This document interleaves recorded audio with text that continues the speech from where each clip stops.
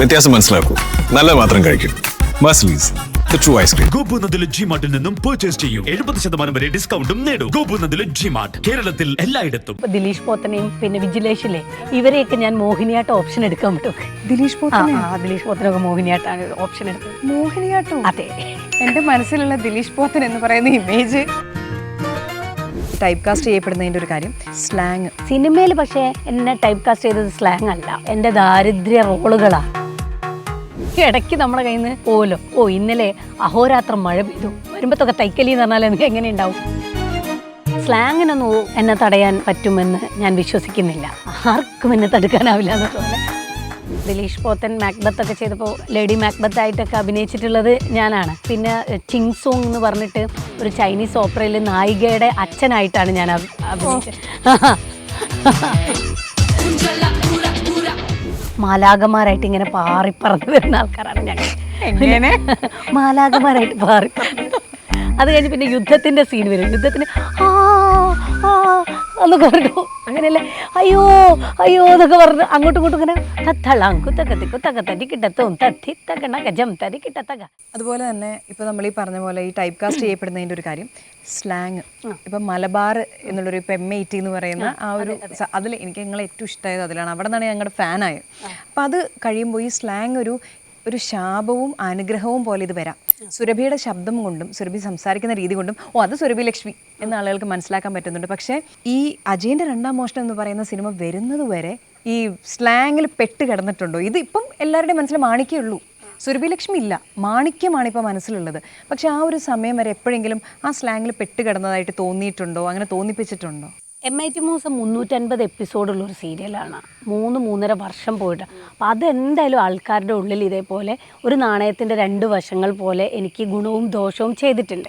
അതുമായിട്ട് ബന്ധപ്പെട്ടത് സിനിമയിൽ പക്ഷേ എന്നെ ടൈപ്പ് കാസ്റ്റ് ചെയ്തത് സ്ലാങ് അല്ല, എൻ്റെ ദാരിദ്ര്യ റോളുകളാണ്. അതിലാണ് ഒരു ഇപ്പോൾ ടിനിട്ട് ആരായിരുന്നു പറയല്, പിന്നെ സീമാജി നായർ ഉപേക്ഷിച്ച് പോയ കറുത്ത ചരടും കോറമുണ്ടും സുരഭി ലക്ഷ്മിക്ക് കിട്ടി എന്ന് പറയുന്നു, അങ്ങനെയെല്ലാം കളിയാക്കാറുണ്ട്. അങ്ങനെയാണ് പലപ്പോഴും അതിൽ വന്നത്. അതിൽ നിന്ന് ഞാനൊരു മേക്കപ്പ് ഇട്ട സിനിമ ഉണ്ടായിരുന്നു, പത്മ. അനൂപ് മേനോനാണ് എന്നെ പത്മ എന്ന സിനിമയിൽ എന്നെ മേക്കപ്പ് ചെയ്തത്. അതുവരെ ഞാൻ മേക്ക് ഡൗൺ ആണ് എപ്പോഴും. പിന്നെ സ്ലാങ് എന്ന് പറഞ്ഞിട്ടുണ്ടെങ്കിൽ ഞാൻ കാലടിയിൽ പഠിക്കുമ്പോൾ അവിടെ ഞാൻ വളരെ കഷ്ടപ്പെട്ട് ഞാൻ വളരെ വൃത്തിയായിട്ടൊക്കെ സംസാരിക്കുന്നു. എനിക്ക് ഇടയ്ക്ക് നമ്മുടെ കയ്യിൽ നിന്ന് പോലോ ഇന്നലെ അഹോരാത്രം മഴ പെയ്തു വരുമ്പോഴത്തൊക്കെ തൈക്കലി എന്ന് പറഞ്ഞാൽ എനിക്ക് എങ്ങനെ ഉണ്ടാവും? അപ്പോൾ ആ ഒരു രീതിയിൽ നമ്മളുടെ ഐഡൻറ്റിറ്റീനെ മറച്ചു വെച്ച് വേറെ എന്തൊക്കെയോ ആവാനുള്ളൊരു ശ്രമം നടത്തുക എന്നുള്ളൊരിതുണ്ടല്ലോ. തിയേറ്റർ പഠിച്ചത് കൊണ്ട് എനിക്കുണ്ടായ ഗുണം എന്ന് വെച്ചിട്ടുണ്ടെങ്കിൽ ഏറ്റവും സത്യസന്ധമായിട്ട് നമ്മളായിട്ട് തന്നെ നിൽക്കുക എന്നുള്ളതാണ്. ഞാൻ എന്ന് പറയുന്ന ഒരു ഫ്രെയിമിൻ്റെ അകത്തേക്ക് എപ്പോൾ നമ്മൾ കയറി നിൽക്കുന്നു അപ്പം നമ്മുടെ ഒരു ആത്മാവ് നഷ്ടപ്പെടുന്ന പോലെ പിന്നെ അതിനകത്ത് തന്നെ പിന്നെ അത് മെയിൻറ്റെയിൻ ചെയ്ത് ഇങ്ങനെ നടക്കേണ്ടി വരും. അപ്പോൾ അത് വേണ്ട, ഞാൻ എങ്ങനെയാണോ അങ്ങനെ ഇരിക്കുക എന്നുള്ളതാണ് എൻ്റെ ഇത്. അപ്പോൾ അതുകൊണ്ട് സ്ലാങ്ങിനൊന്നും എന്നെ തടയാൻ പറ്റുമെന്ന് ഞാൻ വിശ്വസിക്കുന്നില്ല. ആർക്കും എന്നെ തടുക്കാനാവില്ല എന്നതുപോലെ സ്ലാങ് ഒന്നും എൻ്റെ ഒരു ബാധ്യതയായിട്ട് എനിക്കായിട്ട് തോന്നിയിട്ടില്ല. സ്ലാങ് ഇല്ലെങ്കിലും ഭാഷയില്ലെങ്കിലും ഞാൻ നാടകം ചെയ്തിട്ടുള്ള ഒരാളാണ്. ഞാൻ പറഞ്ഞ ഷേക്സ്പിയറിൻ്റെ നാടകങ്ങളൊക്കെയാണ് നമ്മൾ അഭിനയം. അത് കോഴിക്കോട്ടുള്ള സുരഭി അല്ല അഭിനയിക്കുന്നത്. അപ്പോൾ ദിലീഷ് പോത്തൻ മാക്ബത്തൊക്കെ ചെയ്തപ്പോൾ ലേഡി മാക്ബത്ത് ആയിട്ടൊക്കെ അഭിനയിച്ചിട്ടുള്ളത് ഞാനാണ്. അപ്പോൾ അതൊക്കെ വേറെ. പിന്നെ ചിങ് സോങ് എന്ന് പറഞ്ഞിട്ട് ഒരു ചൈനീസ് ഓപ്പറയിൽ നായികയുടെ അച്ഛനായിട്ടാണ് ഞാൻ അഭിനയിച്ചത്. ഇതൊന്നും അറിഞ്ഞിരുന്നില്ല, ആരും പറഞ്ഞില്ല. പിന്നെ അതിൻ്റെ അവസാനമായപ്പോൾ പ്ലേ തുടങ്ങാറായപ്പോഴത്തേക്കും എൻ്റെ ശബ്ദമൊക്കെ പോയി. അത് 2000 ആളുകൾക്ക് മൈക്കില്ലാതെ. പിന്നെ അതിൽ ഞാനും പിന്നെ രജീഷ് എന്ന് പറഞ്ഞിട്ട് വേറെ 2 ആക്ടേഴ്സുമാണ് അച്ഛൻ്റെ റോള് ചെയ്തുകൊണ്ടിരുന്നത്. എൻ്റെ വോക്കൽ കോഡ് പഴുത്ത് ഇതൊക്കെ ആയി കഴിഞ്ഞപ്പം പിന്നെ രജീഷ് അത് ചെയ്യേണ്ടി വന്നു. ഞാൻ കോറസിൻ്റെ ഇത് ഏറ്റെടുത്തു. ഇനി നാഷണൽ അവാർഡ്. ഇപ്പോൾ ഈ നാഷണൽ അവാർഡ് കിട്ടിയിട്ടുണ്ട്. അപ്പോൾ ആ സിനിമയെക്കുറിച്ച് പറയുമ്പോൾ ഞാൻ അത് കണ്ടിട്ടുണ്ട്. പക്ഷേ ഇപ്പോൾ ഉള്ള ഒരുപാട് ആളുകളുടെ അടുത്ത് ചോദിച്ചിട്ടുണ്ടെങ്കിലും അന്ന് ആ സിനിമ ഇറങ്ങുമ്പോഴും അങ്ങനെ നിങ്ങൾ എൻ്റെ നാഷണൽ അവാർഡ് കിട്ടിയ സിനിമ കണ്ടോ എന്ന് ചോദിച്ചാൽ ഒത്തിരി പേര് ചിലപ്പോൾ പറയും അയ്യോ ഞാൻ ആ സിനിമ ഞാൻ കണ്ടിട്ടില്ല എന്ന്. എന്നാൽ അജയൻ്റെ രണ്ടാം മോഷണം ഇറങ്ങി ഇപ്പോൾ കഴിയുമ്പോൾ എല്ലാവരും പറയുന്നത് മാണിക്യത്തെക്കുറിച്ചാണ്. സിനിമ കണ്ട് ഇറങ്ങുന്നവരെല്ലാവരും മാണിക്യം എന്ന ക്യാരക്ടർ, സുരഭി ലക്ഷ്മി എന്ന പേരാണ് എല്ലാവരും പറയുന്നത്. സ്വീകാര്യത വളരെ കൂടുതൽ സുരഭി ലക്ഷ്മിക്ക് കിട്ടിയത്, ജനങ്ങളുടെ മനസ്സിലേക്ക് സ്വീകാര്യത കിട്ടിയത് ഇതിലാണ്.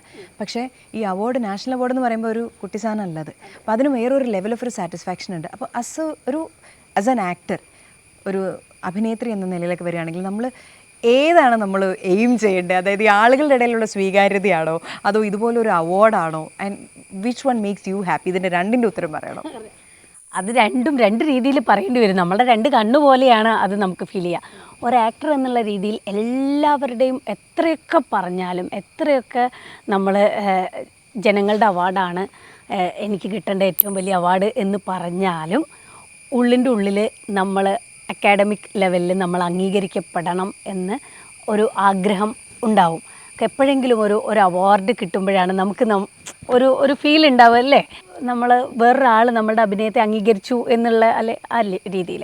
അപ്പോൾ അങ്ങനെ നോക്കുമ്പോൾ നമ്മളെ ഇന്ത്യൻ സിനിമ ചരിത്രത്തിൽ നമുക്ക് ഒരിടം നേടാൻ സാധിച്ചു, നമ്മളുടെ പേര് കുറിക്കപ്പെട്ടു എന്നുള്ള രീതിയിൽ ഞാൻ അഭിമാനിക്കുന്നു. എനിക്ക് വളരെയധികം സന്തോഷമുണ്ട്. അതേപോലെ തന്നെ നമ്മളൊരു അവാർഡ് കിട്ടിയ സിനിമയിൽ എന്തൊക്കെ മലമറിച്ച് അഭിനയിച്ച് വെച്ചാലും അത് കാണണം എന്നുള്ളത് രണ്ടാമത്തെ കാര്യമാണ്. അത് ജനങ്ങളിലേക്ക് എത്തണം. അപ്പോൾ അങ്ങനെ ജനങ്ങളിലേക്ക് എത്തിയതാണ് ഈ മാണിക്യം. അതുപോലെ ഇപ്പം സുരഭിയെ പല പല ഈ പറഞ്ഞ ആദ്യം മുതലുള്ള റോളുകളിൽ കാണുന്നുണ്ട്, നാഷണൽ അവാർഡിൽ കണ്ടു, ഇതിലെല്ലാം കാണുന്നുണ്ട്. പക്ഷേ എല്ലാവരും വിചാരിക്കുന്നത് ഈ പറഞ്ഞ പോലെ പല പല റോളുകളിൽ നിന്ന് വരുന്നു, ആക്സിഡൻ്റലി എത്തുന്നു എന്നൊക്കെയാണ്. പക്ഷേ ഉള്ളിൽ ആ അഭിനയത്തോടുള്ള തീവ്രമായ അഭിനിവേശം ഒരു തീയായി കത്തിപ്പടർന്ന ഒരാളാണ് സുരഭി. അതുകൊണ്ടാണ് ശങ്കരാചാര്യ യൂണിവേഴ്സിറ്റിയിൽ പോയിട്ട് നിങ്ങൾ പഠിക്കുന്നത്. ഇത് പഠിച്ച് വന്ന് ഇത് തന്നെയാണ് എൻ്റെ വഴിയെന്ന് ഉറപ്പിച്ചു വന്ന ഒരാളാണ് സുരഭി അല്ലേ? തീർച്ചയായിട്ടും. അത് ഏത് പോയിന്റിലാണ് അത് ആളിക്കത്തി ഇതാണ് എൻ്റെ വഴി അതിലൂടെയൊക്കെ? അതെന്നുവെച്ചാൽ ഞാൻ ഭരതനാട്യത്തിനാണ് അവിടെ ചേരുന്നത്. ഓപ്ഷനായിട്ടാണ് നാടകം എടുത്തത്. അപ്പം ഞാൻ അവിടെ കോറസായിട്ടാണ് ഞാൻ അഭിനയിക്കുന്നത്.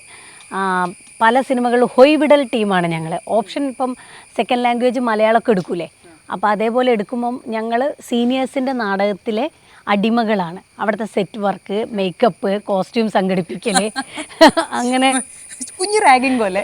അല്ല റാഗിങ് അല്ല, ഞങ്ങളുടെ പണി അതാണ്, അടിമക്കണ്ണുകൾ.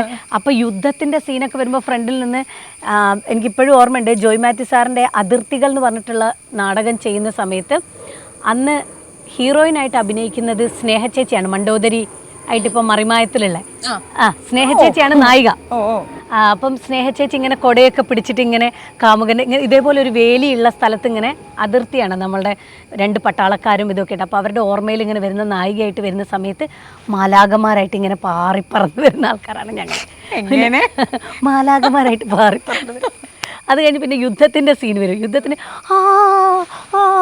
എന്നൊക്കെ പറഞ്ഞു, അങ്ങനെയല്ലേ അയ്യോ അയ്യോ എന്നൊക്കെ പറഞ്ഞ് അങ്ങോട്ടും ഇങ്ങോട്ടും ഇങ്ങനെ ബഹളം പിടിച്ച് ഓടാണ്ടാവില്ല. ഭയങ്കര ബോംബൊക്കെ ബ്ലാസ്റ്റ് ചെയ്യുന്ന സമയത്ത് എന്നൊക്കെ പറഞ്ഞ് നമ്മൾ പൊട്ടിത്തകർന്ന് മരിച്ചു വീഴുക.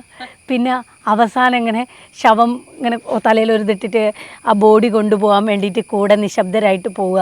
പിന്നെ മരണ വീട്ടിൽ വന്ന് നിൽക്കുന്ന ആൾ, അങ്ങനെയൊക്കെയുള്ള കോറസ് അഭിനയമാണ് ആ സമയത്ത്. പിന്നെ പ്രജിത്ത് എന്ന് പറഞ്ഞിട്ട് ഒരു സീനിയറാണ് എന്നെ ആദ്യമായിട്ട് ഹയവദന എന്ന് പറഞ്ഞിട്ടുള്ള ഒരു നാടകത്തിൽ എന്നെ വസന്തസേന എന്താ പേര് ഞാൻ മറന്നുപോയി നായികയാക്കുന്നത്. അപ്പോൾ എനിക്ക് ഈ പറഞ്ഞ പോലെ ഡാൻസ് പഠിക്കുന്നതുകൊണ്ട് ഞാൻ ഈ ത്രിഭംഗി എന്ന് പറയില്ല, ഇങ്ങനെ ഒരു ഡാൻസറുടെ നിൽപ്പുണ്ട്, പൊസിഷൻ അങ്ങനെയൊക്കെ നിൽക്കാൻ തുടങ്ങി. അപ്പോൾ കുറച്ച് ഡാൻസ് കൂടുതലാണെന്ന് എനിക്ക് തന്നെ തോന്നുന്നുണ്ട്. പൂവൊക്കെ പറിക്കുമ്പോൾ ഒരു എക്സ്ട്രാ പറക്കലൊക്കെ ഈ കാട്ടുവള്ളികൾ എന്നൊക്കെ പറഞ്ഞിട്ട് പോയിട്ട് ഇങ്ങനെ പറിച്ചിട്ട് ഇങ്ങനെ അങ്ങനെ ഒരു എക്സ്ട്രാ കൂട്ടിയിടുന്നു. ഒരു പൊടിക്ക് ഡാൻസ് കയറി കിടക്കുന്നുണ്ടായിരുന്നു. അപ്പോൾ Amrita T V best actor reality ഷോയിലേക്ക് വന്നപ്പം അതിൽ ഞാൻ വിന്നറായിപ്പോയി. അല്ല അങ്ങനെയല്ല,